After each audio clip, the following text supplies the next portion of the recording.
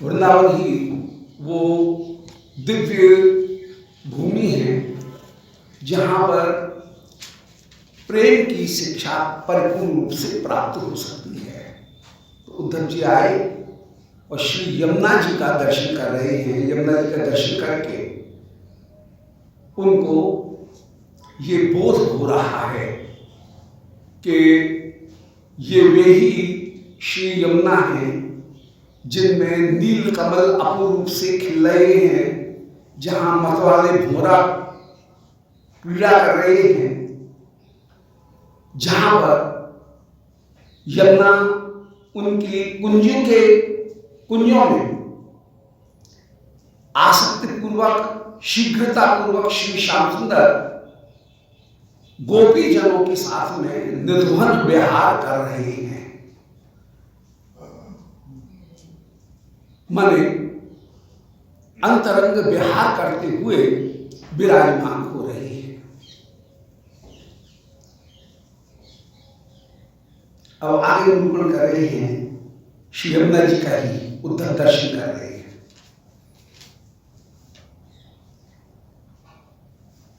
पुरेयं कालिंद्री वृजजन बधूनां स्तनतटी तनुरागे भिन्ना शवल सरलाभूत अंदिनम अहो तासाम नित्यम रुदित गलतई कज्जल जले इदानीं यातेस्मिन् द्विगुण मलिनाभून मुर्र भौ। श्री यमुना उनको श्री श्याम सुंदर ने अपना ही रूप प्रदान किया हुआ है, इसलिए श्याम होकर के विराजमान। श्री प्रियागण जिस समय श्री यमुना में आनंद पूर्वक आप स्नान करें, स्नान करने पर श्री प्रियाओं के वक्षस्थल पर, श्याम सुंदर के वक्षस्थल पर जो अपूर्व कस्तूरी लगी हुई है वो भी श्री यमुना में तैरती हुई विराजमान हो रही है। उसके रंग से श्री यमुना शामिल हो रही हैं और इस समय विरह में श्री यमुना गोपिकागणों के आंखों से जो आंसू बहते हैं उन आंसुओं के कारण कज्जल के रंग से काली हो रही है। ये तीन यमुना के रंग के तीन कारण बताए।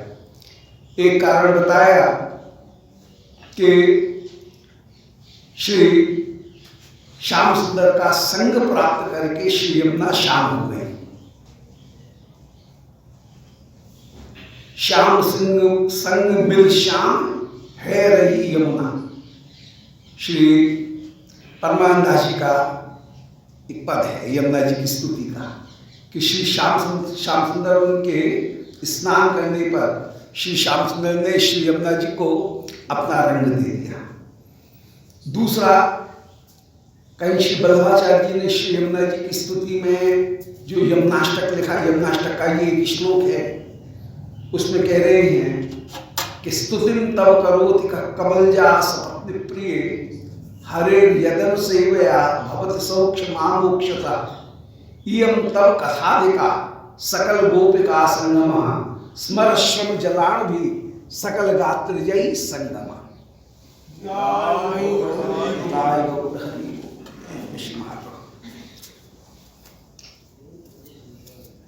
स्तुतिम तव करोति का भाई आपकी स्तुति कौन व्यक्ति कर सकता है, अथवा ब्रह्मा भी आपकी स्तुति करते हैं। स्तुतिम तव करोति का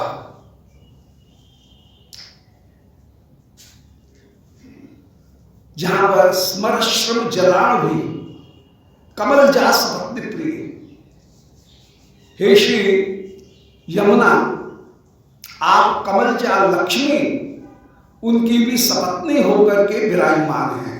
जैसे श्री श्याम सुंदर के वक्षस्थल के ऊपर श्री लक्ष्मी जी विराजमान हैं चिन्ह रूप में, श्रीवत्स के रूप में, ऐसे आप भी श्री यमुना, आप भी श्री श्याम सुंदर की चतुर्थ प्रिया होकर के, तुरीय प्रिया होकर के, चौथी प्रिया होकर के विराजमान। तुरीय माने चौथा, स्वपक्ष, प्रतिपक्ष, तटस्थ पक्ष और एक चौथा पक्ष है, वो है श्रुत पक्ष। तो श्रुत पक्षा होकर के आप विराजमान हैं। कमलजा सपत्नी प्रिय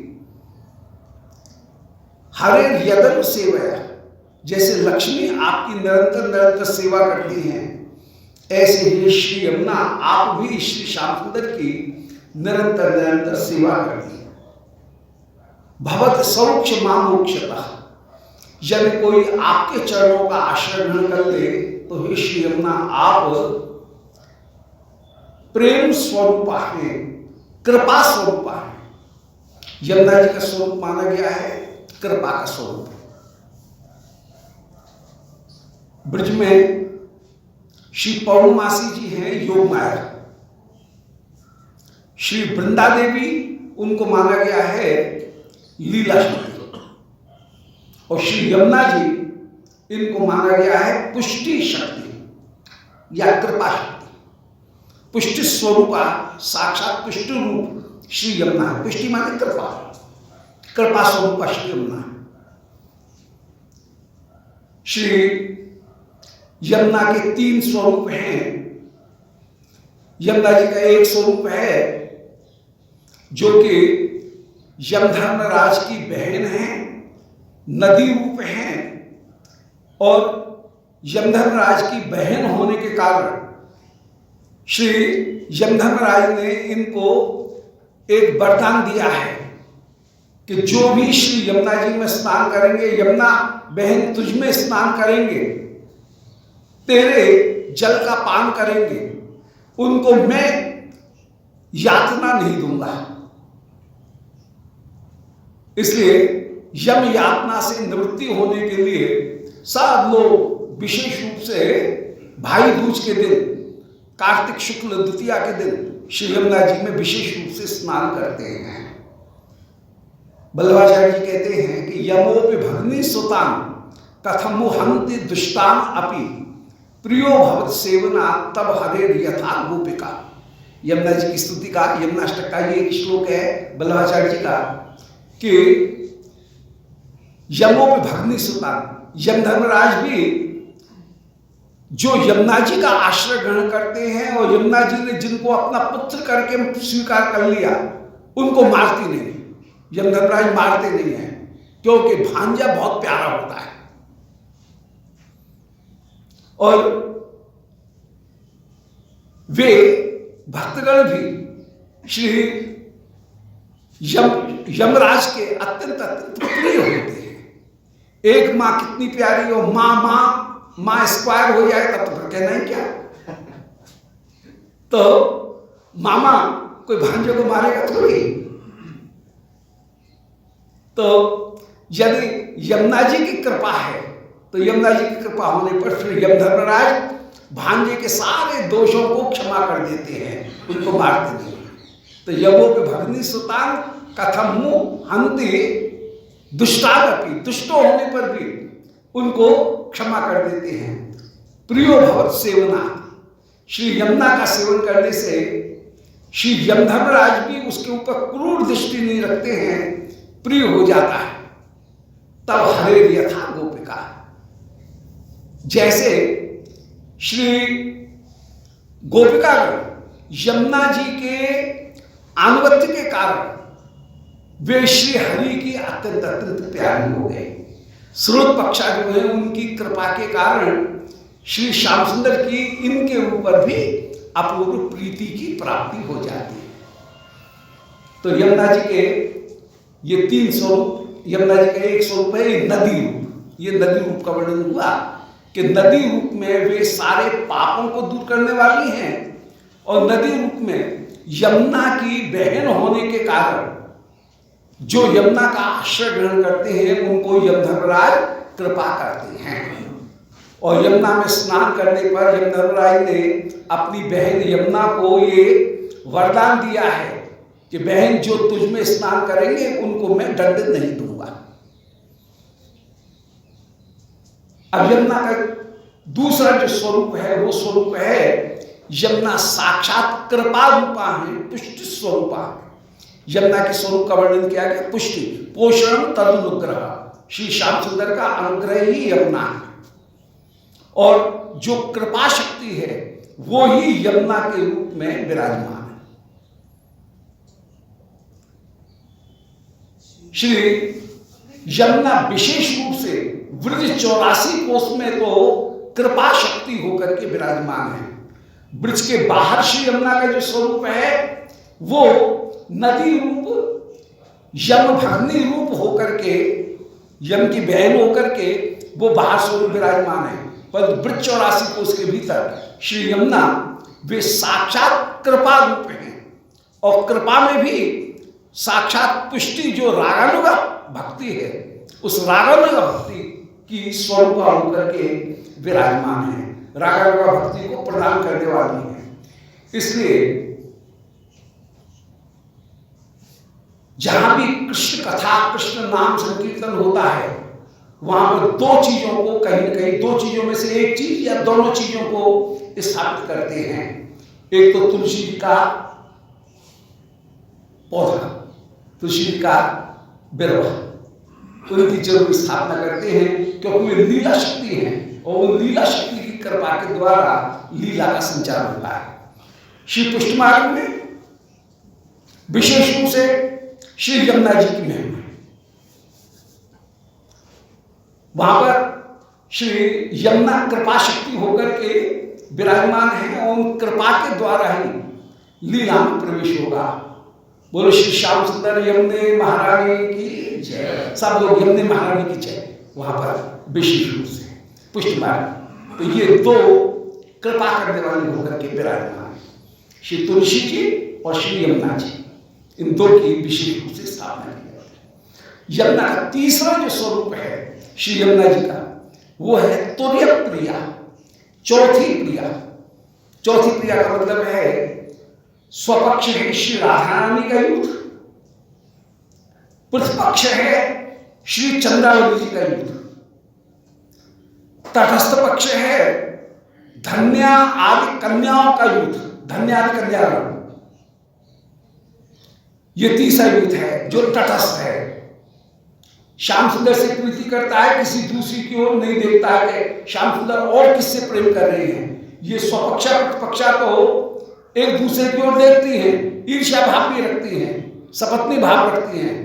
पर तटस्थाओं का कहने का मतलब ये है, उनका ये विचार है कि भाई हमको आम खाने से मतलब पेड़ क्या गिरना।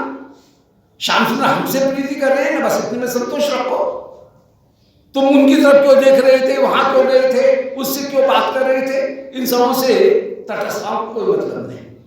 तो वे तटस्थान श्याम सुंदर की प्रीति को केवल देखेंगे, अन्य अपेक्षा नहीं रखेंगी कि श्याम सुंदर की किसी दूसरे पक्ष के प्रति क्या अपेक्षा है।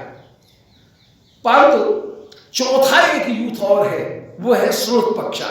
स्रोत पक्षा यूथ श्री श्यामला जी, श्री यमुना जी, ये सब स्रोत पक्षा हैं। और इन स्रोत पक्षाओं की स्थिति ये है कि ये हर एक यूथ के भीतर घुस जाती है। चंद्रावली जी के युद्ध में भी चली जाएंगी, सम्मिलित हो जाएंगी, राधा रानी के युद्ध में भी सम्मिलित हो जाएंगी, तटस्थाओं के ऊपर भी कृपा करेंगी, उनको भी श्री श्याम सुंदर को मिला देंगी। और इतनी उदार है श्री यमुना जी कि सबको मिला करके सबसे बाद में श्री यमुना जी श्याम अपने युद्ध को लेकर के श्याम सुंदर के पास में आते हैं। रास में भी, महारास में भी सारे यूथों को पहले भेज देंगे, तब इसके बाद में स्वयं अपने युद्ध को लेकर के सबसे पीछे आएंगे। ये स्रोत पक्षाओं का ये सहज स्वभाव है कि अन्यों को मिलाकर के, सबको मिलाकर के सबसे बाद में फिर ये मिलने के लिए आती हैं और अन्यों को मिलाने में इनको बड़ा सुख प्राप्त होता है। फिर स्वयं श्याम सुंदर के साथ में मिलन प्राप्त करते हैं। श्री यमुना जी के ये तीन स्वरूप, श्री यमुना जी विशेष रूप से पुष्टि स्वरूपा होकर के श्री ब्रज 84 कोष के भीतर विराजमान है। ब्रज के बाहर श्री यमुना जी का जो स्वरूप है वो पापों को दूर करने वाली, यम त्रास को बचाने वाला स्वरूप विशेष रूप से है। परंतु ब्रज में आकर के वे यम त्रास को भी दूर करती हैं और प्रेम को भी दूर करती हैं। और श्री वृंदावन में आकर के विशेष रूप से वे प्रिया होकर के, चतुर्थ प्रिया होकर के विराजमान। श्री श्याम सुंदर जब श्री प्रियाओं के साथ में यमुना जी में स्नान करते हैं तो स्नान करने पर श्री श्याम सुंदर अपनी अंग कांति श्री यमुना को भी प्रदान कर देते हैं, इसलिए यमुना श्याम होकर के विराजमान। अथवा श्री यमुनाष्टक में बल्लभाचार्य जी निरूपण कर रहे हैं कि स्तुतिम तब करोति, कहा आपकी स्तुति कौन कर सकता है, या ब्रह्मा भी आपकी स्तुति करते हैं। स्तुतिम तब करोति कहा कमल जा सपत्नी प्रिय, आप कमल जा मन लक्ष्मी उनकी सपत्नी होकर के विराजमान हैं। जैसे लक्ष्मी सदा विराजमान है वक्षस्थल पर, इसी प्रकार लीला में श्री यमुना जी की कृपा सर्वदा सर्वदा विराजमान है। कमल जा सपत्नी, लक्ष्मी की भी सपत्नी होकर के विराजमान। प्रियो भवत सेवना तब हरे यथा गोपिका, आपका सेवन करने पर सब प्रिय हो जाती हैं। तो स्तुतिम तब करोति का कमलजा सपत्नी हरे यदनु सेवया, श्री हरि की अनुसेवा निरंतर निरंतर सेवा करने के कारण भवत सौक्षम आमोक्षता, यहां पर भी सुख को प्रदान करती हैं हे श्री यमुना, और आप अष्टधा सिद्धि को प्रदान करती हैं। 8 प्रकार की जो सिद्धि है, और यमुनाष्टक के जो 8 श्लोक हैं उनमें 8 प्रकार की सिद्धियों का वर्णन किया गया। मन इस विभिन्न सेवा सुख को प्रदान करती है। सेवा संबंधी जो 8 सिद्धि हैं, माने साधक के हृदय में सेवा करने की जब भी कोई अभिलाषा उत्पन्न होती है, उस अभिलाषा को श्री यमुना जी उपलब्ध करा देते। यमुना जी का यदि आश्रय ग्रहण करेंगे तो ठाकुर की सेवा करने की जो भी इच्छा साधक के हृदय में उत्पन्न होगी, श्री यमुना जी उस इच्छा को पूरी करा करके सेवा में उसकी सहायता कर देंगे। सेवा के लिए वो वस्तु में उपस्थित कर देती है। श्री यमुना जी का एक विशेषण है। तो यमुना जी सारी सिद्धियों की आश्रय होकर के विराजमान है, और साधक के हृदय में कोई भी सेवा की अभिलाषा उत्पन्न होती है, यमुना जी का यदि उसने स्मरण किया है, यमुना जी की वंदना की है, तो वो सारी सिद्धियां श्री यमुना उपलब्ध करा देंगे और ठाकुर की सेवा में उन सिद्धियों का विनियोग कर देंगे, सेवा में उन सिद्धियों को लगा देंगे।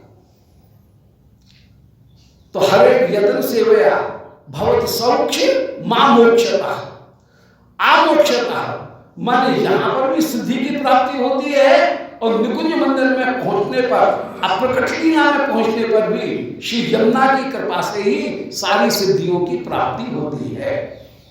प्रातः काल के समय श्री श्यामला जी और यमुना जी ये दोनों की दोनों श्री किशोरी जी के पास में आती हैं, किशोरी जी को जगाने के लिए।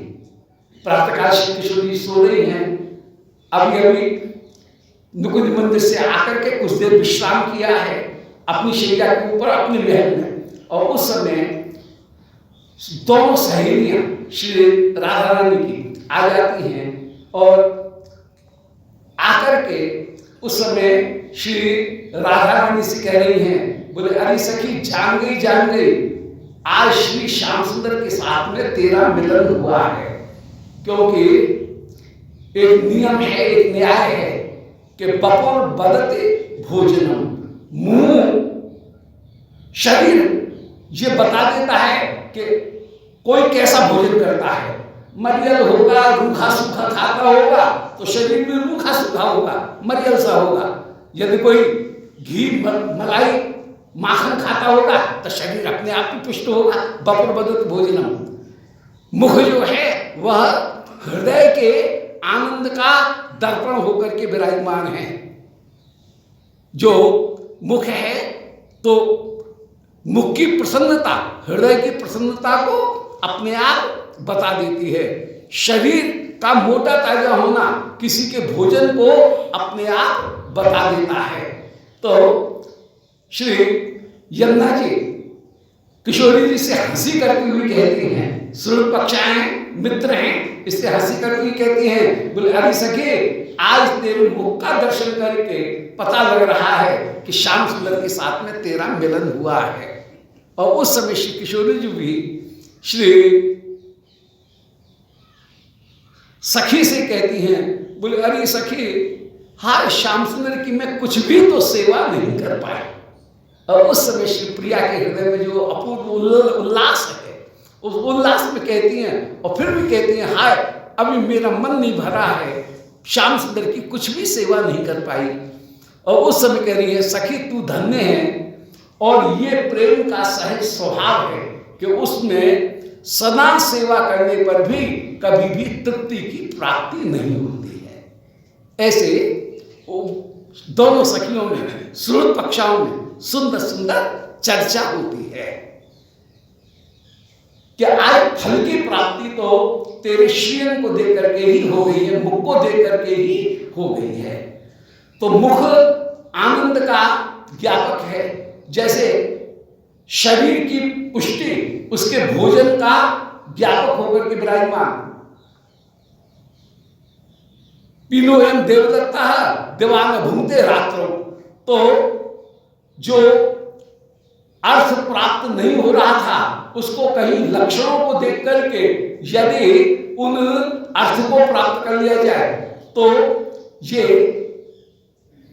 जैसे प्राप्त कर लिया जाता है, इसी प्रकार यहां अर्थापत्ति के द्वारा हृदय के आनंद को मुख देख करके प्राप्त कर लिया जाता है। तो श्री यमुना जी की ये श्रोत पक्षा होकर के और तुरीय पक्षा होकर के विराजमान। तो कभी तो श्री श्याम सुंदर अपना, अब यमुना जी का रंग श्याम सुंदर का वहां पर वर्णन कर रहे हैं कि श्याम सुंदर के द्वारा रंग मिला।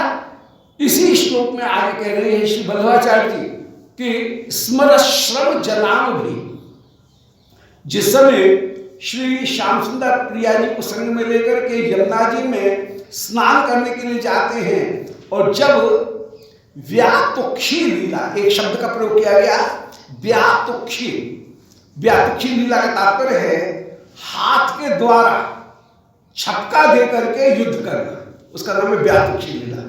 हाथ से छक्का दे करके और श्याम सुंदर के ऊपर जल उलीचना, वो व्यातुक्षी जो लीला है, उस व्यातुक्षी लीला में श्री श्याम सुंदर ने जब छींटा मारे तो श्री प्रिया के कपोल के ऊपर, भुजाओं के ऊपर, वक्षोजों के ऊपर जो अपूर्व कस्तूरी थी, वो कस्तूरी जिसका चित्रांकन किया गया था, वो कस्तूरी ही कहीं यमुना जी के जल में मिली, और वो यमुना जी के जल के ऊपर अंगराग तैर रहा है। कभी अतर, चंदन, कस्तूरी, केशर, ये सब यमुना जी के ऊपर तैरते हुए प्रतीत होते हैं, और उनके कारण श्री यमुना श्याम दिख रही है। ये दूसरा कारण, कृष्ण के अंग कांति से श्याम हो गई। जैसे श्री बलदाऊ जी को श्याम सुंदर जब बलदाऊ जी के चरण दबाते हैं बलराम के, तो चरण दबाते दबाते अपना रंग बलदाऊ जी को दे देते। ब्रज में जितने भी दाऊ जी के स्वरूप हैं सब श्याम स्वरूप हैं। तो क्वचित संभायत्यार्यम पाद संवाहन आदि भी, क्वचित सभाजयति आर्यम, आर्य माने श्री बलदाऊ जी का, सभाजयति माने आदर करते हैं, पाद संवाहन आदि भी, चरण दबाते हुए, और चरण दबाते दबाते ही अपना रंग दे देते हैं। ऐसे ही श्री विश्वनाथ चक्रवर्ती जी ने वर्णन किया कि द्वारका से श्री कृष्ण ने जब श्री बलराम को ब्रज में भेजा अपना दूत बना करके, उस समय भी श्री बलदाऊ जी का आलिंगन किया, और आलिंगन करके दादा हाँ आप चले जाओ, आप चले जाओ, ऐसा कहकर के बलदाऊ जी का जो आलिंगन किया, मानो आलिंगन करके अपनी अंग कांति वह श्री बलदेव को प्रदान कर दी, बलराम को प्रदान कर दी। तो ब्रज में जितने भी स्वरूप हैं वे सब बलराम स्वरूप ही है। कुछ अनन्य लोग ऐसे भी हैं कि साहब हम कृष्ण के कहीं दूसरे का प्रसाद ही ग्रहण करेंगे, तो ऐसे जो अनन्य लोग हैं वो बलदाऊ जी का प्रसाद ग्रहण करते हैं। जहां श्याम स्वरूप है बलदाऊ जी का, उनका प्रसाद तो ग्रहण करते हैं, गोरेदाऊ जी का प्रसाद करने में थोड़ा संकोच होता है।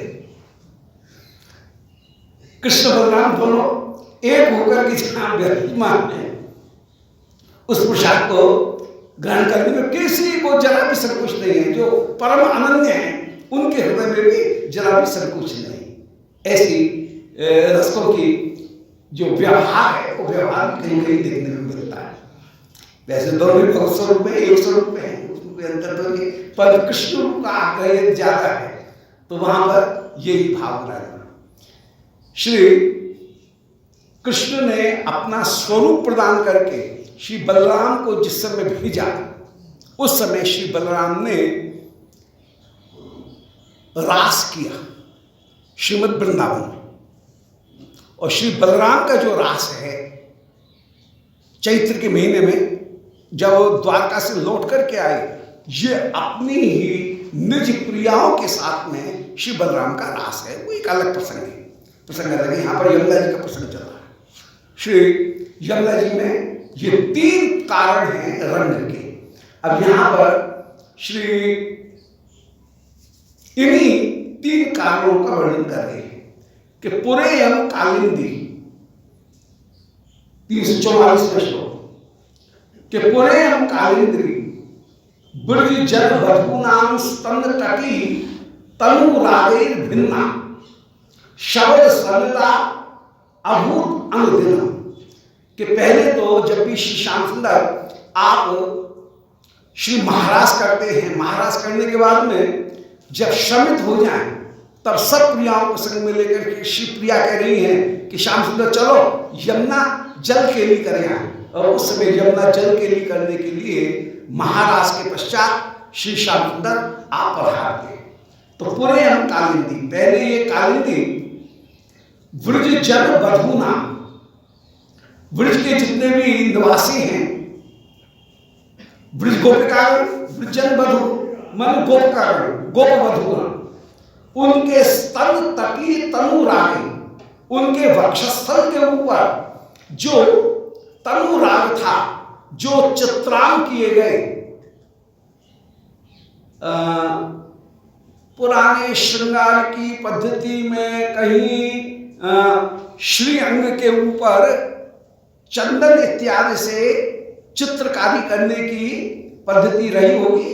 ये भी एक फैशन का आजकल जैसे टैटू उसी तरह का कोई स्वरूप वो पद्धति कहीं रही होगी। श्रीअंग के ऊपर, श्रीअंग के ऊपर अंगराग, चंदन के अंगराग, तो उन चंदन के अंगराग वक्षस्थल के ऊपर, श्रीअंग के ऊपर चंदन का जो अंगराग है, चंदन का अंगराग धारण करने की पद्धति रही।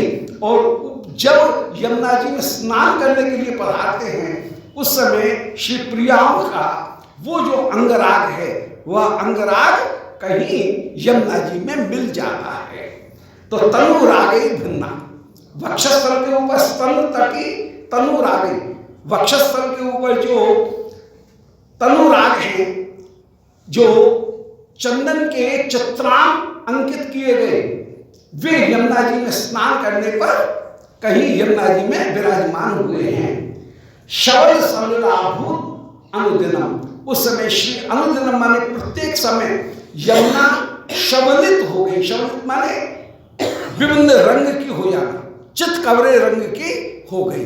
श्री यमुना चित कमरे रंग की हो गई हैं, क्योंकि कपूर की सफेदी भी वहां पर दिख रही है, वहां पर चंदन जो है उनका पीलापन भी दिख रहा है, वहां केशर उसका लाल रंग भी दिख रहा है, वहां कस्तूरी उसका नीला रंग भी दिख रहा है। तो विभिन्न जो आधारभूत रंग हैं, उन आधारभूत रंग उनकी पूर्णिमा वहां पर दिख रही है। तो शबद सलिला अभूत अनुदिनम, यमुना शबलित होकर के, चित्कवरी होकर के विराजमान हुई। तो मिलन के समय तो यमुना इसलिए काली हुई, शाम दिखी, परंतु अब उद्धव जी दर्शन कर रहे हैं यमुना कि ये यमुना लगता है पहले से ज्यादा काली दिख रही है, ज्यादा गहरी काली दिख रही है। और इसका कारण ये है कि गोपिकागणों ने निरंतर जो आंसू बहाए, उन आंसू के साथ में कज्जल का रंग और मिल गया है, इसलिए इसका रंग और भी ज्यादा काला हो गया है। अहो तासाम नित्यम रुदित गलतहि, नित्य प्रति रुदन करने के कारण जो बहा है, कज्जल जले, कज्जल का जल बहा है, उसके कारण इदानीं यातेस्मिन् द्विगुण मलना, वो आंसुओं का कज्जल मिश्रित जल ही इतना ज्यादा बहा है कि इसके कारण श्री यमुना द्विगुण मलना भून मुर्रिपो, यमुना की ये कृष्ण की ये यमुना आज द्विगुण मलना भून, दुगनी मैली हो गई है। यहाँ पर बड़ी सुंदर उत्प्रेक्षा अलंकार का प्रयोग हुआ है कि मानो आंसुओं के कारण ही ये श्री यमुना अधिक काली हो गई है। उत्प्रेक्षा अलंकार है। उत्प्रेक्षा शब्द का अर्थ होता है कल्पना, उपमा शब्द का अर्थ होता है समानता, और रूपक शब्द का अर्थ होता है आरोप, अध्यवसाय या आरोप। ये शब्दों के अर्थ भी हैं। तो उत्प्रेक्षा माने कल्पना। इन अलंकारों में ये बात होती है। रूपक में अध्यवसाय होता है, माने एक वस्तु दूसरी वस्तु से मिलकर के एक बना ली जाती है। उपमा में कहीं समानता दिखाई जाती है, सादृश्य दिखाया जाता है, सिमिलरिटी, इसलिए वो सिमिली कहलाती है। जहां रूपक है मेटाफर, वहां पर कहीं आरोप होगा। जहां पर उत्प्रेक्षा है वहां पर इमेजिनेशन है, कहीं कल्पना की जाती है, एक में दूसरी वस्तु की कल्पना की जाएगी। दोबारा सुने। पुरेयम कालिंदी, पहले कालिंदी की पुत्री यमुना, ब्रजजन बधूना, जो गोपीगण हैं उनके स्तन तटी तनुरागे, उनके श्रीअंग के ऊपर लगे हुए जो उबटन और जो चित्रकारी थी रंगों की, कस्तूरी आदि की चित्रकारी, उन तनुरागे भिन्ना, उनकी डिजाइन से, भिन्ना माने डिजाइन, उनकी अलंकरण से शब्द सर्वभूत अनुदिनम, ये यमुना कहीं चित्तकवरी प्रतिदिन हो रही थी। अहो तासाम नित्यम विलोलित, परंतु अब श्री यमुना गोपियों के नित्य रुदन करने के कारण गलतई कज्जल जले, बहने वाले कज्जल के जल के कारण इदानीं यातेस्मिन्, वो कज्जल जल यमुना के जल में मिल रहा है, इसलिए द्विगुण मलनाभूत मुर्रिपो, या दुगनी मलिन हो गई है मुर्रिपो, श्री श्याम सुंदर के चले जाने पर यह दुगनी मैली हो गई है। उत्प्रेक्षा अलंकार का बड़ा सुंदर ये प्रयोग है। इदं ततः कालिंदी, कालिंदी पुलिन में कंसासुर भिदो, यश स्खलित कवलम गोकुल मधु, भ्रमत वेणुक्वाण श्रवण मुसोतार मधुर, स्वराभिर गोपी भी दिशि दिशि समुद्घूर्ण अंशा। बोले इदं कालिंदी पुलिना, आहा ये वही कालिंदी का पुलिन है जहां पर कंसासुर भिदा, कंसासुर नाम के किसी असुर को भिदा माने मारने वाले श्री कृष्ण के यश को सुनकर के जहां की गाय भक्त स्खलत कमला गोकुल मभूत, गायों का समूह गोकुल, उनने जो घास खा रखी है कृष्ण के गुणों को श्रवण करके, वो मुख का घास भी मुख के मुख में ही रह जाता है। मिलन में भी ये स्थिति होती है, विरह में भी ये स्थिति होती है। विरह में स्थिति हो रही है कृष्ण के गुणों को सुन करके, मिलन में श्याम सुंदर के वेणुनाद को सुन करके इन गायों की यही स्थिति होती है। वेणुगीत में इसी प्रकार का एक भाव वर्णन किया गया कि ये गाय जिस समय श्याम सुंदर के वेणुनाद को श्रवण करती है, गावो कृष्ण मुख निर्गत वेणुगीत पीयूष मुत्तभित कर्ण पुटहि पिबन्त्यः शावास्नुतस्तन पय कवलास्नुतस्तु, गोविंद महात्मा दिशास्त्र कला स्पृशंत्या। वेणुगीत में कह रहे हैं कि गाय हो कृष्ण मुख निर्गत वेणुगीत। गाय कृष्ण के मुख से प्रकट होने वाला जो वेणुगीत है, उस वेणुगीत को सुनकर के गाय हो कृष्ण मुख निर्गत वेणुगीत।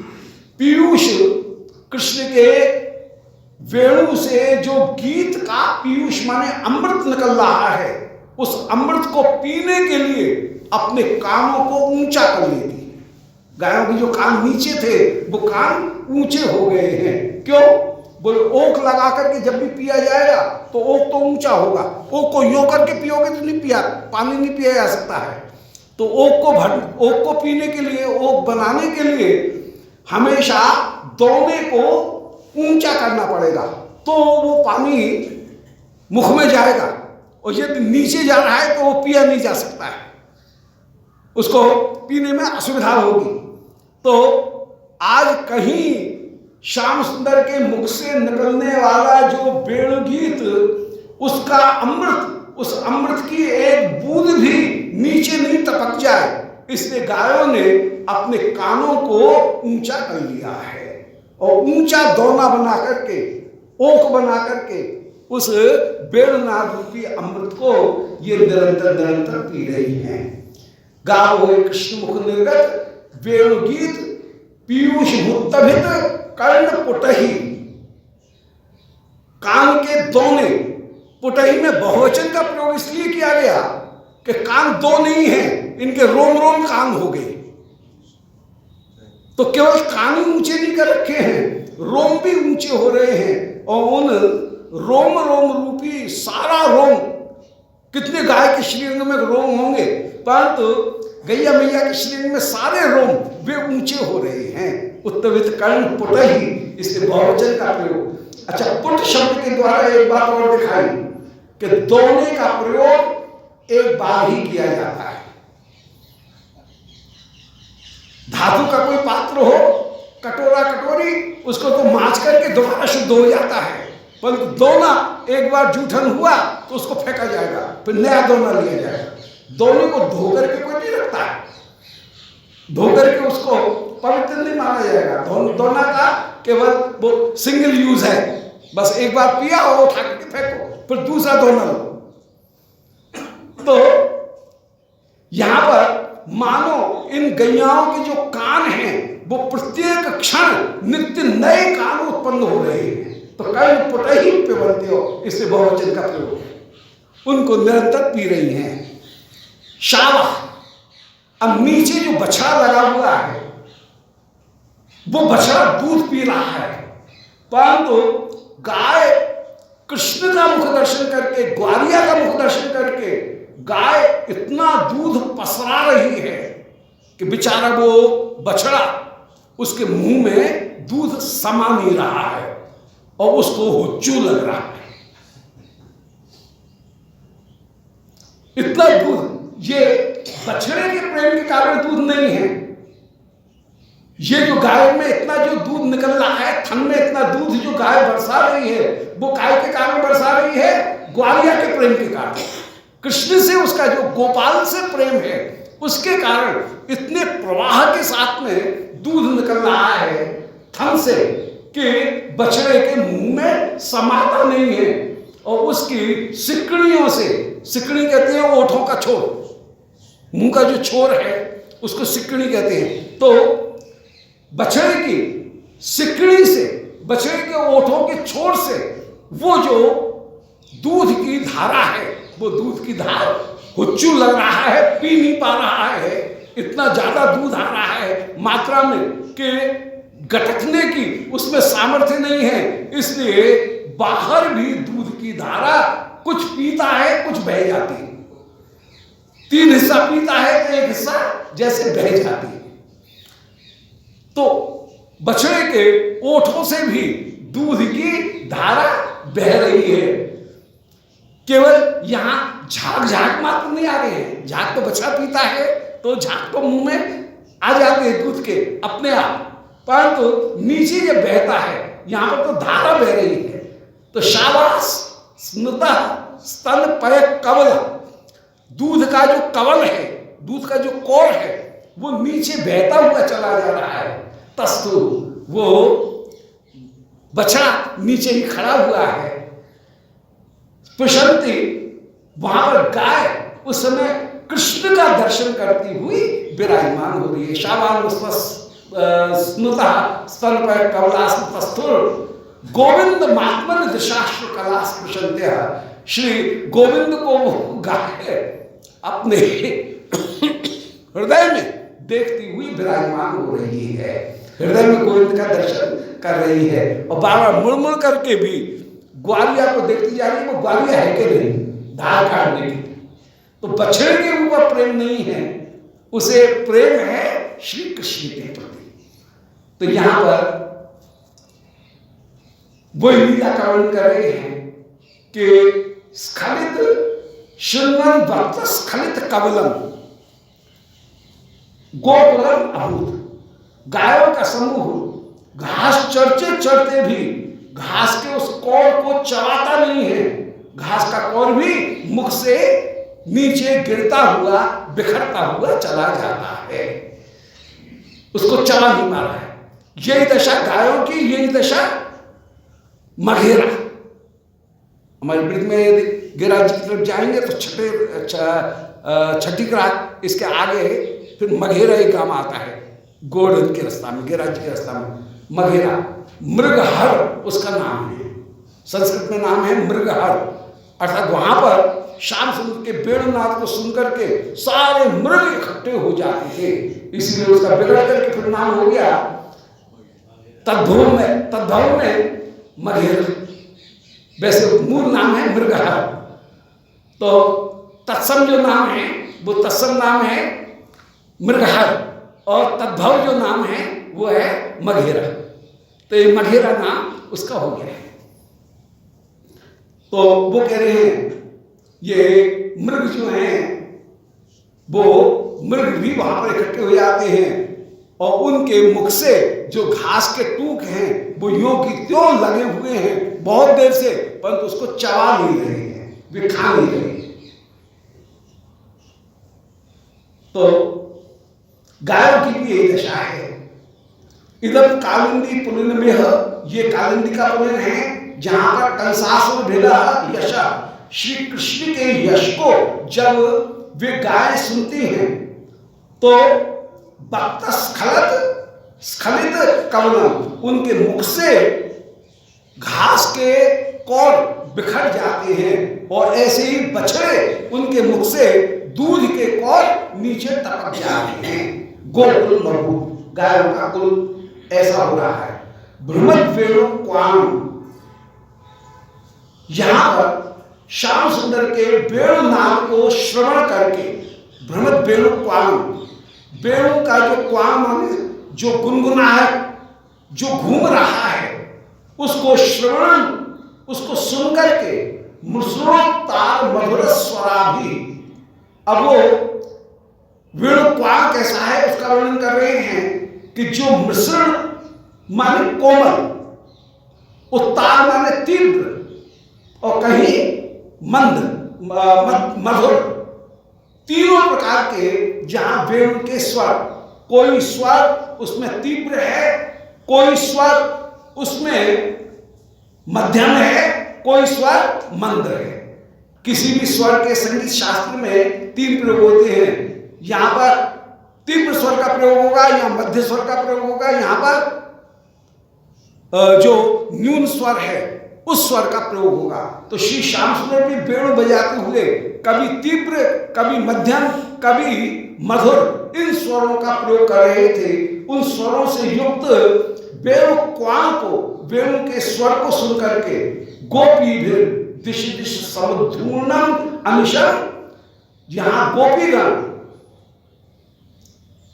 दिशा विदिशा में निरंतर निरंतर उस स्वर को सुन करके अनिशाम माने दिन रात यहां पर भ्रमण, ये जो यमुना का पुलिन है ये भ्रमण से युक्त था।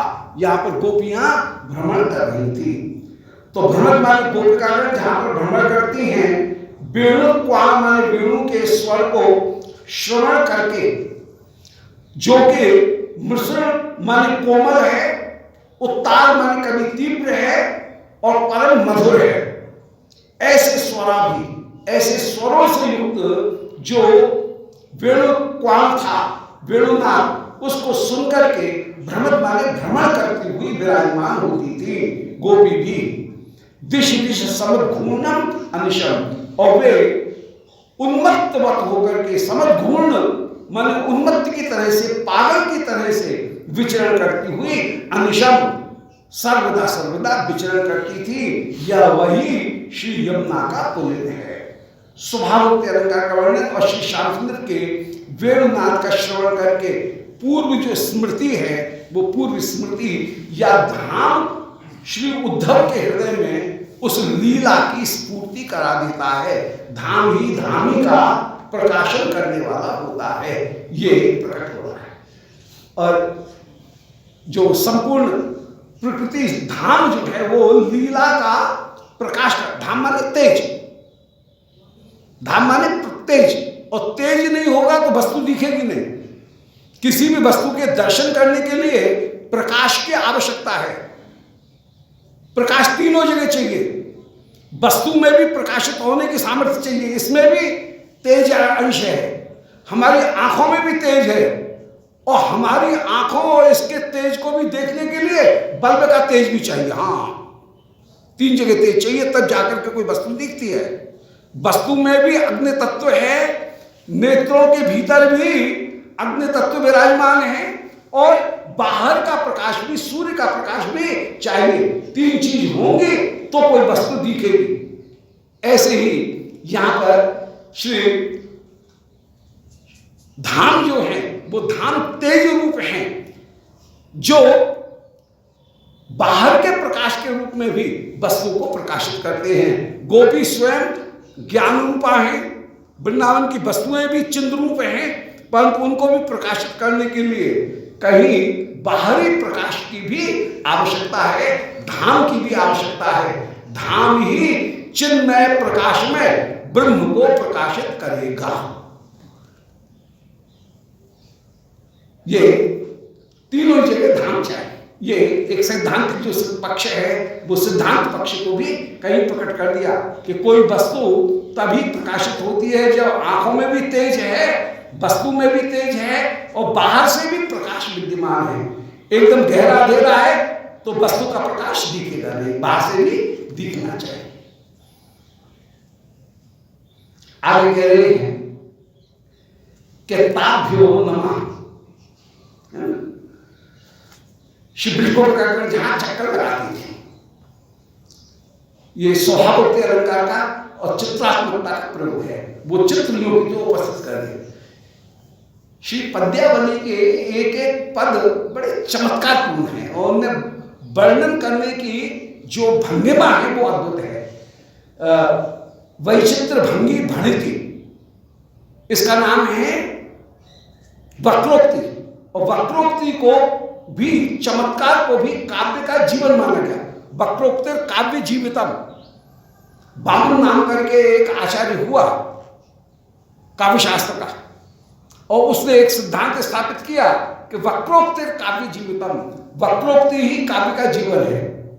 यदि बाद में इस बात का खंडन किया गया, कहा गया रस जीवन है, परंतु रस में भी वक्रोक्ति पूर्वक यदि रस है तो वो कहीं कहीं प्रभाव डालेगा।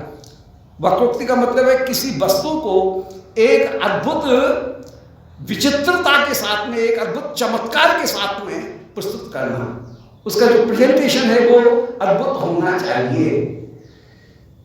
जैसे सामान्यतः किसी से पूछे, भाई कौन से गांव के रहने वाले हो, पर कभी पूछेगा तो क्या पूछेगा, किस गांव के निवासी आपके वियोग से व्याकुल हो रहे हैं, बात बोलिए। तो ये पूछने के ढंग का अंतर है। कहां जाओगे, आम आदमी पूछेगा कहां जाओगे, पर कभी पूछेगा किस देश के निवासी आपके स्वागत के लिए उत्सुक है, बात वही होगी। कोई पूछे भाई कौन में हो, पर कभी पूछेगा आपने किस वंश को अलंकृत किया है, ये तुम्हारी क्या जात है, किसी की जात पूछनी है, किस वंश को आपने अलंकृत किया है। तो ये कवि के पूछने का जो ढंग है, कहां से आए हो, किसी सन्यासी से पूछना है तो कवि पूछेगा कि पूर्व आश्रम में आपने किस वंश को अलंकृत किया, इस तरह से पूछेगा। तो ये पूछने का जो ढंग है, वो पूछने का ढंग अलग है। तो ये जो वैचित्र भंगी भणिति, एक भंगिमा पूर्वक किसी वस्तु को पूछना, ये कवि की विशेषता होती है।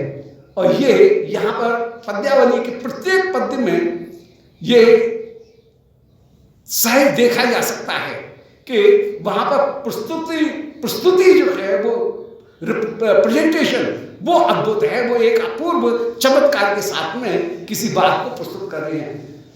ये वो कालिंदी का पुलन है जहां मतवाली होकर के गोपिकागण भ्रमण करती, गोपियों का भ्रमण प्राप्त होता था। इस तरह से यहां गोपियां पागल होकर के घूमती थी, ऐसा नहीं, यहां पर गोपियों का भ्रमण मतवाले रूप में प्राप्त होता था। कुछ इस तरह से बात को प्रस्तुत कर रहे हैं। अब कह रहे हैं कि ताभ्यो नमो बल्लभ बल्लभाभ्यो यासां गुणैस्तै अविचिन्त्यमाने वक्षस्थिते निःश्वस्तै करुष्णै लक्ष्मीपते मलायत वैजयंती। हम उन ब्रजवासियों की वंदना कर रहे हैं। बोल ब्रजवासी बल्लभ की जय। ब्रजवासी बल्लभ सदा मेरे जीवन प्राण। ब्रजवासियों की जो बल्लभ है वे ही मेरे जीवन प्राण हैं, उनको कभी मैं छोड़ नहीं सकता। तो यहां पर कह रहे हैं कि ताभ्यो नमः बल्लभ बल्लभाभ्यो। बल्लभ माने गोप, उनकी बल्लभा माने उनकी पत्नीगण माने गोपीगण, उन गोपीगणों को प्रणाम है। ताभ्यो नमः बल्लभ बल्लभाभ्यो। गोपों की बल्लभाओं का माने गोपों की उन पत्नियों की हम वंदना कर रहे हैं, गोपियों की वंदना कर रहे हैं। यासां गुण ही, जिनमें अनंत गुण विद्यमान है। गुण कैसे हैं? तै अविचिन्त्यमाने, सबके द्वारा, ऋषियों के द्वारा भी जिनके गुण चिंतन किए जा रहे हैं, जो गुणों से युक्त हैं, और वे गोपियां तै अविचिन्त्यमाने ही, जिन गुणों का चिंतन करने पर वक्षस्थले निःश्वस्तै कदुष्णै, इन गोपियों के गुण जिनका श्री श्याम सुंदर कवि चिंतन करते हैं, तो वक्षस्थले श्याम सुंदर की श्वासें गरम गरम चलने लगती हैं। गोपियों की याद करके श्याम सुंदर की श्वासें, गरम गरम श्वासें उखड़ जाती हैं, गरम गरम श्वासें चलने लगती हैं। और उन श्वासों के कारण श्याम सुंदर ने जो माला धारण कर रखी है, वो माला गरम लू चलेगी, श्वास गरम गरम लगेगी तो माला को भुला जाएगी। सीधा सीधा कहना ये चाह रहे हैं कि श्याम सुंदर भी उनके वियोग में उष्ण निश्वास लेने लगते हैं, ये कहने का तात्पर्य है। परंतु सीधा सीधा न कह करके घुमा करके कह रहे हैं कि जिनकी श्वासों से श्याम सुंदर की वनमाला सर्वदा मुरझाई हुई रहती है। तो ताभ्यो नमः, उन ब्रजगोपकारों को प्रणाम है जो बल्लभ बल्लभाभ्यो, जो गोपों की बल्लभा होकर के विराजमान है।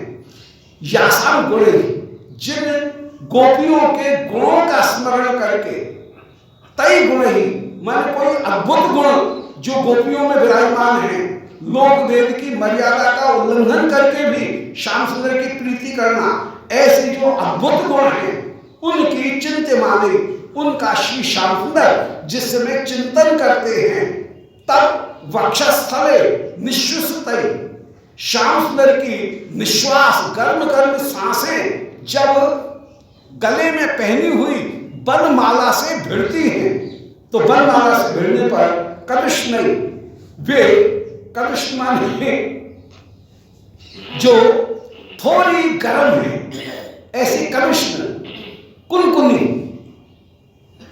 वे जो श्वास है, वे कुनकुनी श्वासें जब उनकी बनमाला से लगती हैं, कृष्ण माने एकदम उष्ण नहीं, कुछ उष्ण कुछ ठंडी, ऐसी जो कृष्ण जो सांस है, क्या कहते हैं उसको, गुनगुनी, गुनगुनी तो वो कुनकुनी गुनगुनी जो श्वास हैं, वो उस श्वास से लक्ष्मी पते मुलायते वैजयंती, श्री श्याम सुंदर की वैजयंती भी मैली हो जाती है। तो जिन श्री श्याम सुंदर के गर्म श्वासों से श्याम सुंदर की माला भी म्लान हो जाती है, उन गोपिकागणों की हम वंदना कर रहे हैं। यहाँ सुंदर अतिशयोक्ति अलंकार का प्रयोग करते हुए, ये अतिशयोक्ति अलंकार माने एक चमत्कार के साथ में वस्तु को प्रस्तुत करते हुए यहाँ पर वो वर्णन किया गया। गोपियों की महिमा का गायन है मूलतः। ताभ्यो नमः, गोपियों को प्रणाम है। कौन को? बल्लभ बल्लभाभ्यो, जो बल्लभ माने गोप, उनकी बल्लभा है, उनकी प्रिया है, ऐसी उन गोपियों को प्रणाम है। यासाम गुण ही, जिनमें ऐसे गुण विद्यमान हैं, तई अभिचिंत्यमान है, तई माने वे अद्भुत, जिनमें गुण है कि लोक वेद की मर्यादा का भी उनने उल्लंघन कर दिया।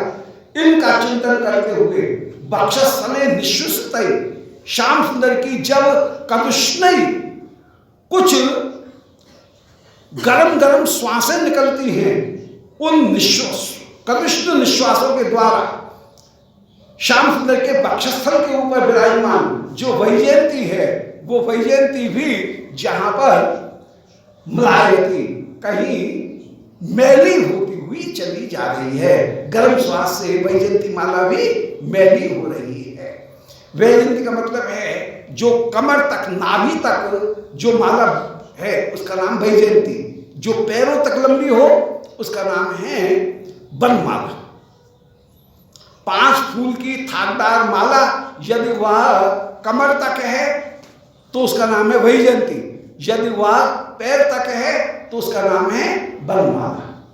तुलसी कुंद मंदार पारिजात सरोरहि पंचभिर्गृता माला बनमाला प्रकीर्तिता। आपाद लंबनी जो माला है उसका नाम बनमाला। अब देवी ब्रज देवी कुलम प्रति उद्धव वाक्यम, ब्रज देवियों के प्रति श्री उद्धव के वचन यहां कहे जा रहे हैं कि वियोगिनी नाम अपपद्धतिम वो न योगिनो गंतुम अपि क्षमन्ते यद्धे रूपस्य परस्य पुरुषो यूयं गता धे पदम दुरापम। क्या बात है! अच्छी उक्ति अलंकार का प्रयोग है, बड़े सुंदर, कि जहां पर विशेषण बन जाए विशेष, विशेष बन जाए विशेषण, उपमान बन जाए उपमेय, उपमेय बन जाए उपमान। ये कहीं दिखा है कि वियोगिनी नाम अपपद्धतिम वह, हे गोपियों आप कहलाती तो वियोगिनी हो, श्याम सुंदर से वियोग प्राप्त किए हुए, परंतु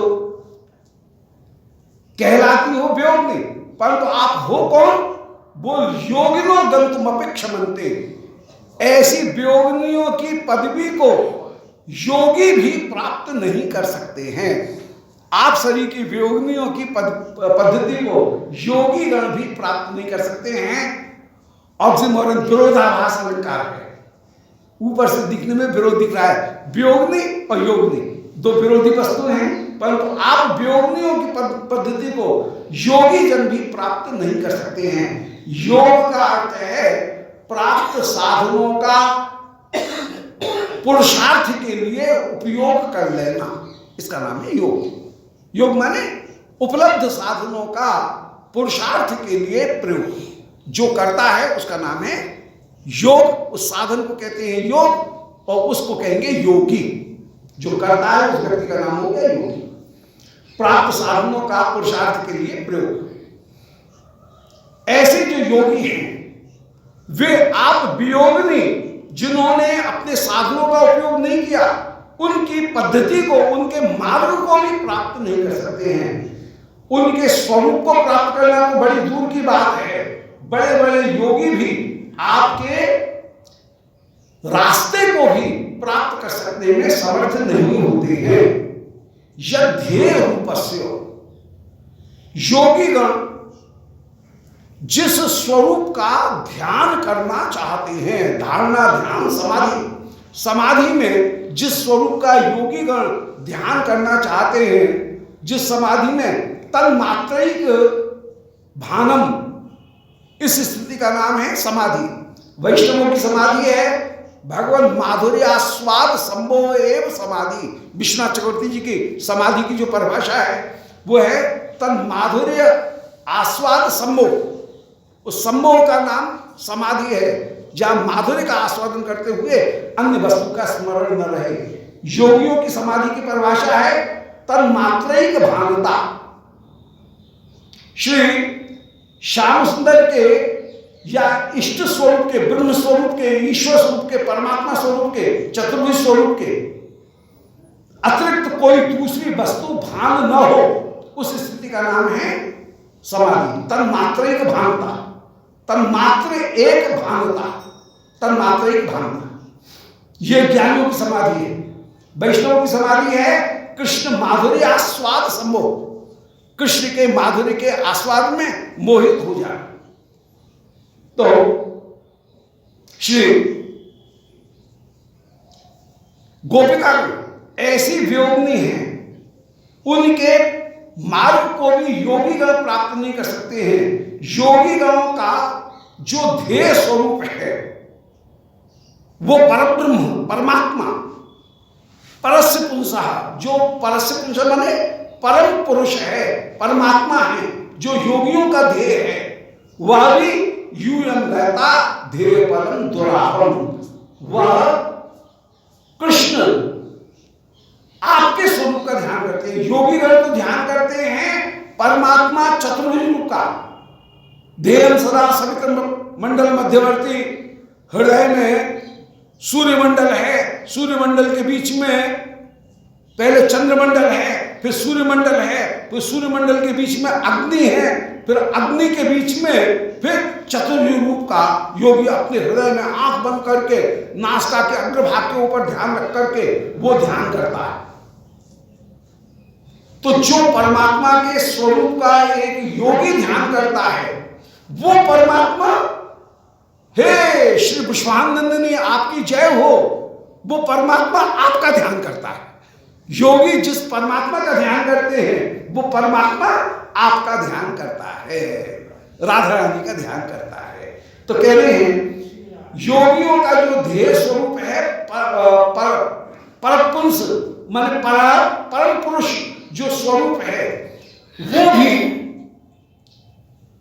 आपका ध्यान करता है। अर्थात आप यूयम गता ध्येय पदम दुरापम, आप उन श्री श्याम सुंदर के लिए भी ध्येय पद को प्राप्त हो जाती है। अर्थात श्याम सुंदर तुम्हारा ध्यान करते हैं और ध्यान करने पर भी तुमको प्राप्त नहीं कर पाते हैं। दुराप तुम्हारे वियोग में भी व्याकुल हो जाते हैं। दोबारा सुने,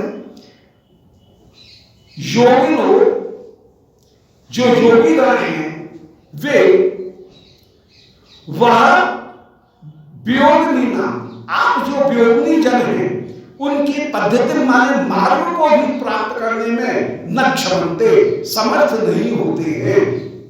क्यों?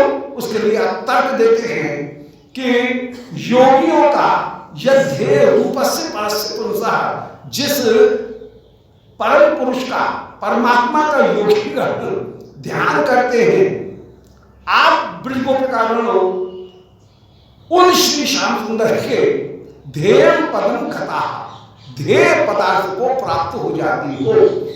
आप के ध्यान को श्याम सुंदर करते हैं, ये एक अर्थ हुआ। फिर भी ध्यान करते हुए भी दुरापन आपको प्राप्त नहीं कर पाते हैं, इसलिए मुझे भेज रहे हैं कि गोपियों के पास में चले जाओ, उनकी कृपा कुछ मिल जाए। आप उनके लिए भी दुर्लभ होकर के ही विराजमान हो। यदि ध्यान करके प्राप्त कर लिया हो तो फिर मुझे भेजने की जरूरत नहीं थी। मुझे भेजा है, ये अपने आप सिद्ध होता है कि श्री कृष्ण को तुम प्राप्त नहीं हो, ऐसे प्रार्थना कर रही है। अब श्री उद्धव का दर्शन करके गोप का जो देख रही है उसका वर्णन कर रही है। कल्याणं कथयामि किं सहचरी स्वैरेश शश्वत्वरा यस्य नाम समीरितं मुरुको प्राणेश्वरी त्वया साहं प्रेम भेदाभया प्रियतमं दृष्ट्वा दूतं प्रभो संदिष्टास्मिन् वेद संशयवती पृच्छामि किं नो किंचन। कभी कभी ऐसा होता है कि व्यक्ति प्रश्न करने में भी डरता है, क्योंकि उसके मन में एक संदेह रहता है कि मैं जो आशा कर रहा हूं ये बहम बना रहे तो अच्छा है, कहीं उत्तर देने में किसी ने मना कर दिया तो हाँ ये बहम टूट जाएगा। तब श्री राधा रानी यही इसी स्थिति में आज विराजमान है और कह रही हैं कि मैं तो श्याम सुंदर से ये पूछने में भी, मुझे उद्धव जो आया है, दूत आया है, इस दूत से ये पूछने में भी मैं संकोच कर रही हूं, डर रही हूं। भीतर ही भीतर बड़ी हौलदली मच रही है, भीतर ही भीतर बड़ा भय है कि यदि मैंने पूछ लिया कि कृष्ण ने क्या मेरे लिए कोई संदेश भिजवाया है क्या, और न हो ठाकुर ऐसा नहीं करें। यदि उद्धव ये कह दें नहीं आपके लिए सब कोई संचार मेरे पास में भिजवाया नहीं है, तो फिर क्या दशा होगी। इसलिए न पूछना ज्यादा अच्छा है, कम से कम एक बहन तो बना रहेगा कि श्याम सुंदर मेरी याद करते हैं। और यदि ये बात टूट गई तो जीवन की गति ही टूट जाएगी, जीवन की धारा ही टूट जाएगी। इसलिए श्री राधिका उद्धव से ये भी नहीं पूछ रही हैं कि क्या उन्होंने मेरे लिए भी कोई संदेश दिया है या नहीं दिया। इतना भयभीत है कि कहीं टूट न जाए, प्यारे के साथ में कैसे भी संबंध है वो जुड़ा है, ये भाव। कल्याणं कथयामि किं सहचरी, बोले अरे सहचरी, श्री राधिका अपनी सखी से कह रही है अरे ललिता मैं अपने कल्याण का क्या वर्णन करूं। सखी बार बार पूछे कैसी है कैसी है, अब तबीयत कैसी है, अब तबीयत कैसी है, तो कह रही है कल्याण कथयामि किं सहचरी, अरे सखी में क्या कल्याण का वर्णन करूं। स्वैनेश स्वसपुरा, साधारण प्रसंग में भी यस्या नाम समीरितं मुरुको प्राणेश्वरी त्वया, तू तो सामान्य प्रसंग में तेने तो मेरा नाम ही करण कर दिया, नामकरण ही कर दिया, नाम ही धर दिया कि मुरुको प्राणेश्वरी। अरे कृष्ण की प्यारी, ओ कृष्ण की प्यारी, ओ कृष्ण प्रिया, ओ कृष्ण प्रिया, ये मेरा नाम ही रख दिया था कृष्ण प्रिया तूने। जहां सामान्य व्यवहार में भी यस्या नाम समीरितम, जिसका मेरा नाम ही तू कृष्ण प्रिया कह करके ही मेरे नाम का उच्चारण करती थी, ऐसी मैं अब अपने कल्याण का क्या वर्णन करूं। स्वैरेश सस्वत, मन साधारण व्यवहार में भी सदा तू मुझे कृष्ण प्रिया करके ही संबोधित करती थी। कहां तो मेरी वो स्थिति कि मेरा नाम ही हो गया कृष्ण प्रिया, परंतु आज मेरी स्थिति ये है, हृदय ऐसा शंकित रहता है, धक धक करता रहता है, इतना संदेह में डूबा हुआ है। साहम प्रेम भेदा भया, कि यदि मैंने कृष्ण के भेजे हुए दूत से ये पूछ लिया कि हाँ हाँ उद्धव जी जरा ये बताओ मेरे लिए श्याम सुंदर ने क्या संदेश भेजा, और कहीं उन्होंने ये कह दिया नहीं आपके लिए तो मुझे कोई भिजवाया नहीं है, ऐसा मुझे तो कोई दिया नहीं था उन्होंने संदेश कि राधिका से कह दे। तो यदि ऐसी बात संभावना से भी हो गई तो हाय हाय गजब हो जाएगा। तब तो मैं जीवित ही नहीं रह सकूंगी।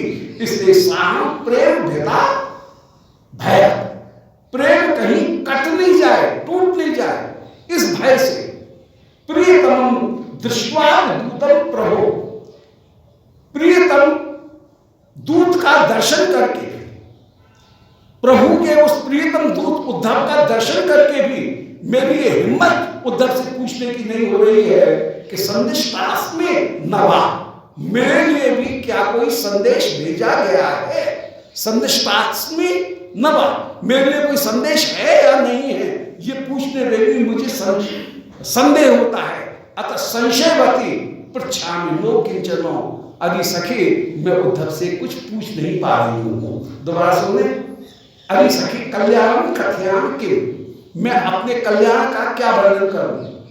स्वैरेश सस्वपरा, सामान्य परिस्थितियों में भी सर्वदा पहले मेरी स्थिति ये थी कि यस्या नाम समीरितम मूर्रूपो प्राणेश्वरी थी। अरे मूर्रूप की प्राणेश्वरी, अरे कृष्ण प्रिया, ये मेरा नाम ही तू सना सना लेती थी। मेरा नाम राधा कहकर के मुझे संबोधित नहीं करती थी, बल्कि ओ कृष्ण प्रिया, मेरी बात सुन ले, कृष्ण प्रिया ही तने मेरा नाम रख दिया था कि मूर्रूपो प्राणेश्वरी, कृष्ण की प्रिया, ये मेरा नाम ही समीरितम सना सना तू कहती थी। परंतु आज स्थिति मेरी ये हो गई है कि कहां तो हो मेरी दशा कि मेरा नाम ही कृष्ण प्रिया हो गया, और आज मेरी दशा ये है कि साहम प्रेम भेदा भया, कहीं मेरा प्रेम बीच में ही टूट नहीं जाए, कहीं ये बहन समाप्त हो गया तो जीवन ही रहेगा, बहन बना रहे तो अच्छी बात है, कुछ न कुछ जीवन तो भी बना रहेगा, श्याम सुंदर का स्मरण तो भी करती रहूंगी। प्रियतमम दृष्टवा दूत प्रभु, प्रभु प्रियतमम दूतम दृष्टवा, श्याम सुंदर का परम प्रिय अंतरंग कोई दूत आया है, उस दूत को सामने देख करके भी मेरी ये हिम्मत नहीं हो रही है कि संदेशास्मि नवा, हे दूत मुझे बताओ मेरे लिए भी कोई संदेश दिया गया है कि नहीं दिया गया है। इति संशयवती, इस संशय को धारण करके पृच्छामि नो किंचनो, मैं उस दूत से कुछ पूछ नहीं पा रही हूं। आज मेरी ये दशा हो रही है। यहां पर भय नाम करके जो दशा है, वो भय नामक दशा, चिंता नामक दशा, ये स्मृति गुण कथन चिंता, ये चिंता नामक जो अनुभाव दशा है, और चिंता नामक जो संचारी दशा है, निर्वेद ज्ञानी चिंता, निर्वेद ज्ञानी चिंता, तो चिंता नाम करके जो संचारी भाव है, वो संचारी भाव यहाँ पर प्रकट हो रहा है कि इतनी चिंता हो रही है कि कहीं चिंता या उद्वेग उनको प्राप्त करते हुए कहीं निराशा निर्वेद मुझ में नहीं आ जाए, ये स्थिति कहीं नहीं आ जाए। तो इनके लिए श्री प्रिया यह प्रश्न करती हुई विराजमान हो रही हैं। बोलो श्री वृंदावन बिहारी लाल की, गोविंद जय जय गोपाल जय जय गोविंद जय जय गोपाल जय जय श्री राधा रमण हरि गोविंद जय जय श्री राधा